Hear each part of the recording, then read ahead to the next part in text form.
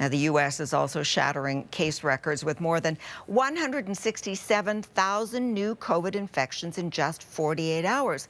And as hospitalizations rise, so do deaths.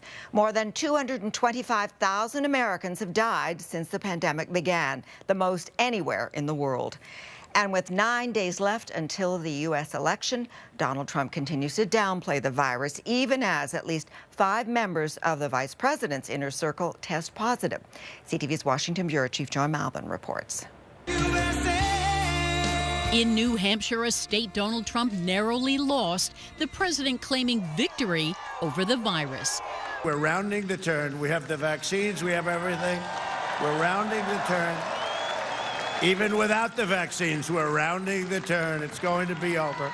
There are no vaccines, not yet anyway, even as the number of COVID cases is soaring. In Illinois, the health director broke down in tears. For a total of 33 confirmed cases since the start of this pandemic. Excuse me, please. This as the virus infected the White House again. At least 5 members of Vice President Mike Pence's inner circle, including Mark Short, his chief of staff, tested positive for COVID. From the White House, a stunning admission, what seems to be surrender. We're not going to control the pandemic. We are going to control the fact that we get vaccines, therapeutics, and other mitigation areas. Why aren't we going to get control of the pandemic? Because it is a contagious virus, just like the flu. Yeah, in a statement, Joe Biden said Trump is waving the white flag of defeat, hoping by ignoring it, the virus will simply go away. It hasn't. They are admitting defeat, and that's why they have forfeited their right to a second term in office. And despite being exposed to his infectious staff, Pence was still out campaigning and won't quarantine, arguing he's an essential worker.